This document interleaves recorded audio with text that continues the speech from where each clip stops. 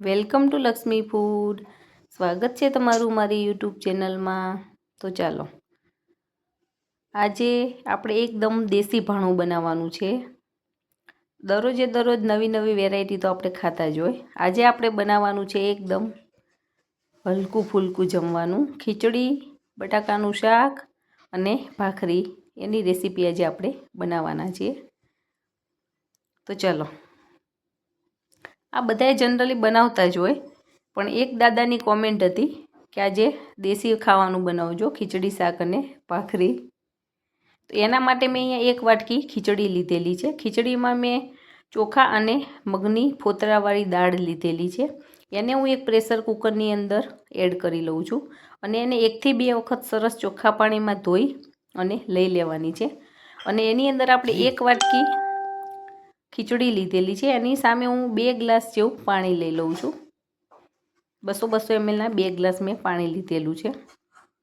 અને એની અંદર અડધી ચમચી મીઠું અને થોડીક હળદર નાખી અને 10 થી 15 મિનિટ સુધી આપણે આને પલાળીને મૂકી રાખવાની છે.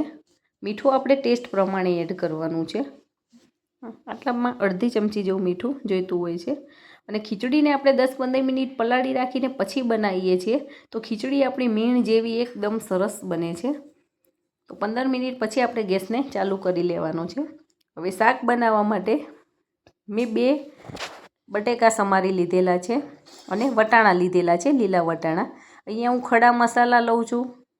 કોકમ, મીઠા લીમડાના પાન, લીલા મરચાં, જનરલ મસાલા, તેલ અને ગોળનો ઉપયોગ કરેલો છે. હવે શાક વઘારવા માટે હું એક પેનમાં 3 પાવડા જેવું તેલ લઈ લઉં છું. હવે શાકને હું કુકરમાં નથી બનાવતી, આવી રીતે તવલામાં જ બનાવું છું. એનો ટેસ્ટ પણ સરસ આવે છે. ઉતાવળ હોય તો આપણે કુકરમાં બનાવી લઈએ છીએ, પણ આજે હું એકદમ દેશી સ્ટાઇલથી તવલામાં જ બનાવવાની છું. હવે તેલ સરસ ગરમ થઈ ગયું છે તો એની અંદર આપણે રાઈ, જીરું અને હિંગનો વઘાર કરી લેવાનો છે. અને ગેસની ફ્લેમ મીડિયમ રાખવાની છે. શરૂઆતમાં ફૂલ રાખીશું, વઘાર આવી ગયા પછી મીડિયમ કરી દેવાની છે, કેમ કે એની અંદરથી આના તેલના છાંટા પણ ઉડી શકે છે.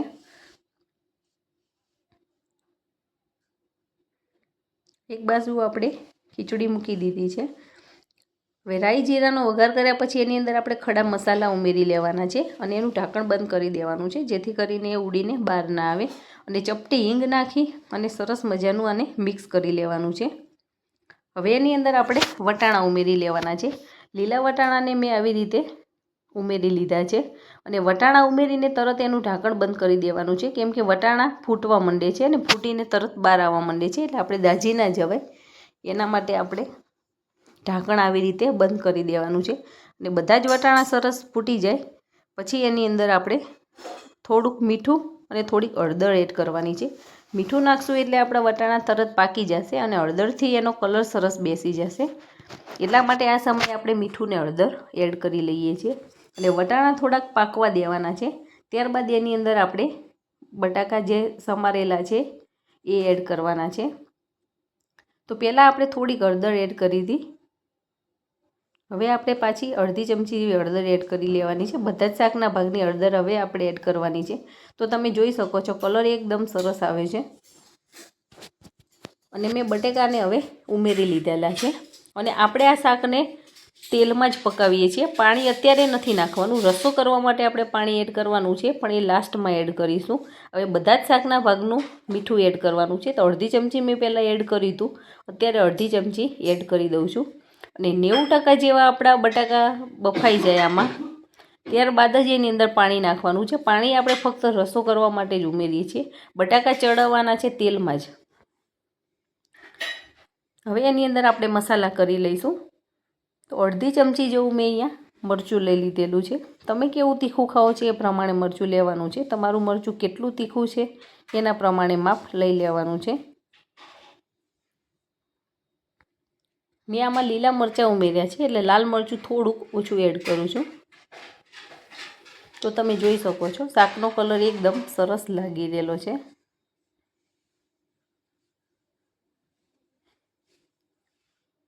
હવે આપણે આની અંદર ગરમ પાણીનો ઉપયોગ કરીએ છીએ. ગરમ પાણી નાખીશું તો આપણું શાક એકદમ સરસ બનશે. ઠંડુ પડે તો શાકનું આખું ચેન્જ થઈ જાય છે. હવે તમે જોઈ શકો છો પાણી પણ ઘણું ખરું પડી ગયું છે અને સરસ મજાના આપણા બટાકા પણ આવી રીતે બફાઈ ગયા છે. એકદમ સરસ આપણું શાક ચડી જાય પછી એની અંદર એક ટુકડો ગોળનો એડ કરવાનો છે. આ શાક આપણું ખાટું મીઠું શાક સરસ લાગે છે. આની અંદર આપણે કોકમ એડ કરેલા છે. 2 થી 3 કોકમના ફૂલ એડ કરવાના છે. કોકમ કે કોકમના ફૂલ તમારી પાસે જે પણ હોય, અને ના હોય તો તમે લીંબુનો રસ પણ ઉમેરી શકો છો. એ લાસ્ટમાં ઉમેરવાનું રહેશે. અને થોડો ગોળ નાખવાનો, એટલે ખાટું મીઠું રસાવાળું શાક, ખીચડી અને ભાખરી બહુ જ સરસ લાગે છે. હવે આપણું શાક થાય ત્યાં સુધી આપણે ભાખરીનો લોટ બાંધી લઈશું. હવે આપણે ઘરે ઘંટી હોય તો એની અંદર 4 નંબરની જાળીમાં મેં આ લોટ બનાવેલો છે. તો આપણે 4 વ્યક્તિ માટે ખાવાનું બનાવીએ છીએ, તો હું અહીંયા 8 થી 10 જેવી ભાખરી બનાવવાની છું. એના માટે મેં 3 વાટકી ભાખરીનો કરકરો લોટ લીધેલો છે. લોટને મેં ચાળીને ડબ્બામાં ભરેલો છે, એટલે હું એ 3 વાટકી લોટ લઈ લઉં છું. હવે એની અંદર 1 ચમચી જેવું આપણે મીઠું એડ કરવાનું છે. 1 થી 1.25 ચમચી જેવું તમે ટેસ્ટ પ્રમાણે એને લઈ શકો છો. હવે એની અંદર થોડું ચડિયાતા પ્રમાણમાં તેલ એડ કરવાનું છે. ભાખરીની અંદર તેલ થોડું ચડિયાતું હશે તો જ આપણી ભાખરી સરસ બનશે અને એકદમ સરસ પોચી બનશે.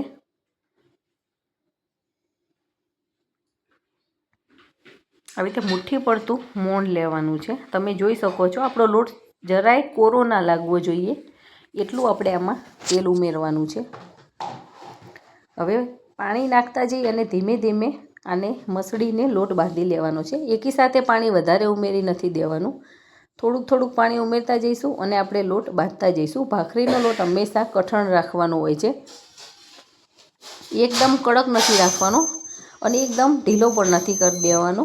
જો ઢીલો હશે તો આપણી ભાખરી કડક નહીં બને અને વધારે પડતો કડક હશે તો આપણી ભાખરી ફાટી જશે. તો મીડિયમ થીક એવો આપણે લોટ બાંધી લેવાનો છે. અને આપણો લોટ સરસ બંધાઈ ગયેલો છે. લોટ બંધાઈ જાય પછી એને 8 થી 10 મિનિટ માટે ઢાંકી અને થોડીક વાર પડી રાખવાનો છે, એટલે આપણો લોટ સરસ થઈ જશે. તમે જોઈ શકો છો આવો મીડિયમ થીક એવો આપણે લોટ બાંધેલો છે. ઢાંકીને આને 10 મિનિટ રહેવા દઈશું. 10 મિનિટ પછી હું ભાખરીના લોટને સરસ મસળી અને આવી રીતે નાના નાના લુવા કરી લઉં છું. મીડિયમ સાઇઝના લુવા કરવાના છે. જો તમે જાડીને એવી ભાખરી ખાતા હોય તો થોડુંક વધારે લેવાનું છે લોટ, બાકી તો મીડિયમ સાઇઝનો આવો લુવો કરી લેવાનો છે. અને આવું જે જાડું વેલણ આવે એનાથી હું ભાખરી બનાવું છું, કેમ કે આની અંદર થોડીક તાકાત વધારે કરવી પડે છે, એટલે હું જાડા વેલણનો ઉપયોગ કરું છું. રોટલી માટે પાતળું વેલણ યુઝ કરું છું. અને જો કિનારી થોડીક ફાટતી લાગે તો આવી રીતે થોડી સરખી કરતું જવાનું છે અને ભાખરીને વણતું જવાનું છે. અને આવી મીડિયમ થીક એવી આપણે ભાખરી વણી લેવાની છે. આમ ફેરવતા જઈએ અને આપણે ભાખરીને પતલી કરતા જઈશું. તો તમે જોઈ શકો છો આપણી ભાખરી એકદમ સરસ રાઉન્ડ શેપમાં બનેલી છે અને એની થિકનેસ આટલી રાખવાની છે, જાડી પણ નહીં ને પાતળી પણ નહીં. હવે અહીંયા મેં તવીને ગરમ કરવા મૂકી દીધેલી છે. મીડિયમ ગેસની ફ્લેમ ઉપર તવીને ગરમ કરવાની છે અને એની અંદર હું 1/2 ચમચી જેવું ઘી એડ કરું છું. આ ઘી એડ કરીશું તો આપણી ભાખરી જ્યારે આપણે આમાં મૂકીશું તવીમાં ત્યારે નીચે ચોંટી નહીં જાય. ઘણી વખત આપણો ગેસ ફૂલ હોય તો આપણી ભાખરી નીચે ચોંટી જતી હોય છે અને ઘણી વખત દાઝી જવાની શક્યતા રહે છે. એટલે હું 1/2 ચમચી ઘી નાખી અને પછી એની અંદર આવી રીતે ભાખરીને મૂકી દઉં છું. તો 2 થી 3 મિનિટ થાય ત્યાં સુધી આપણે ભાખરીને આવી રીતે કરવાની છે. પછી આપણે ભાખરીને પલટાવી લઈશું. ત્યાં સુધી આપણે બીજી ભાખરી વણીને તૈયાર કરી લેવાની છે. આવી રીતે 1 બાય 1 બધી જ ભાખરી આપણે વણી લેવાની છે. હવે એક સાઈડે આપણી ભાખરી શેકાઈ ગઈ હશે. હવે એને થોડીક વારમાં આપણે પલટાવી લેવાની છે.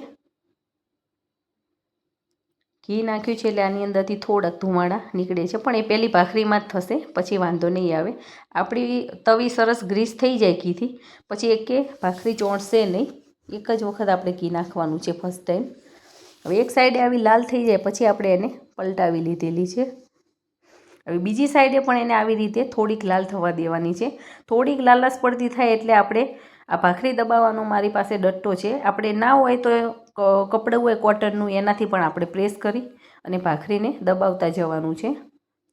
આમાં સિન્થેટિક કાપડ નથી લેવાનું, નહીં તો તવીમાં ચોંટી જશે. એકદમ કોટનનું અને જાડું કપડું હોય એવા જ કપડાનો આપણે યુઝ કરવાનો છે ભાખરી દબાવવા માટે. તો ધીમે ધીમે બધી સાઈડેથી આવી રીતે પ્રેસ કરતા જઈએ અને ભાખરીને સરસ શેકી લેવાની છે. અને વચ્ચે વચ્ચે આપણે જોતા જઈશું ભાખરી ઊંચી કરીને કે આપણી ભાખરી શેકાણી છે કે નહીં. તો તમે જોઈ શકો છો બધી બાજુથી આપણી ભાખરી સરસ શેકાઈ ગઈ છે. અને જો તમને કડક ભાખરી ના ભાવતી હોય તો હજી આના કરતાં થોડીક ઓછી કડક રાખી શકો છો. અમને કડક ભાવે છે એટલે હું આવી થોડીક લાલ થવા દઉં છું. અને ગેસની ફ્લેમ મીડિયમ રાખવાની છે. જો ગેસની ફ્લેમ ફૂલ હશે તો ભાખરી ઉપરથી લાલ થઈ જશે અને અંદરની સાઈડથી કાચી રહી જશે. એટલે એકદમ ગેસની સ્લો ફ્લેમ ઉપર આપણે ભાખરીને બનાવવાની છે અને ધીમે ધીમે આવી રીતે પ્રેસ કરતા જઈને બનાવીએ છીએ. જો તમારે આવી રીતે પ્રેસ ના કરવી હોય તો ફૂલાવીને પણ તમે બનાવી શકો છો. રોટલીની જેમ એક બાજુ ફૂલાડીને પણ ભાખરી બની શકે છે. પણ અમને કડક ભાવે છે એટલે હું બંને સાઈડેથી આવી રીતે પ્રેસ કરી અને જ બનાવું છું. તો તમે પણ આવી રીતે દેશી ભાણું બનાવજો, ખીચડી શાક અને ભાખરી. અને તમારી ભાખરી કેવી બને છે મને કમેન્ટ કરીને ચોક્કસથી કહેજો. ઘણા સ્ટુડન્ટ એકલા રહેતા હોય છે, પીજીમાં રહેતા હોય છે, એ લોકોને ખૂબ જ ઉપયોગી બને છે આ ટિપ્સ. તો એક સાઈડ ખીચડી, શાક અને ભાખરી ત્રણેય વસ્તુ આપણી સાથે બની રહેલી છે.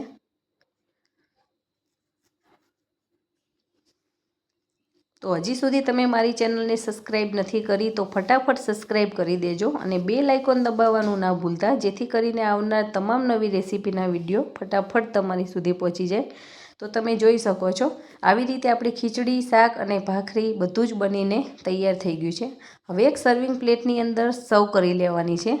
તો સૌથી પહેલાં આપણે પ્લેટમાં ખીચડીને કાઢી લઈશું. જો તમને મારો આ વિડીયો પસંદ આવ્યો હોય તો મારા વિડીયોને લાઈક કરજો, શેર કરજો અને સબસ્ક્રાઈબ કરજો.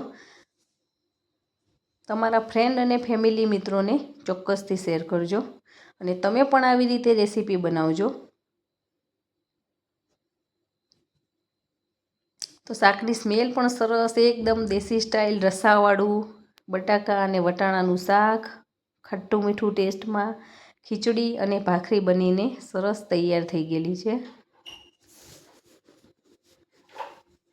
જ્યારે આપણને હળવું ખાવાનું મન થાય ત્યારે આપણે આ ડીશ બનાવી શકીએ છીએ. અને બનાવવામાં પણ એકદમ ઇઝી છે. તો છે ને એકદમ સરસ. તમે પણ બનાવો ને એન્જોય કરો. Thank you.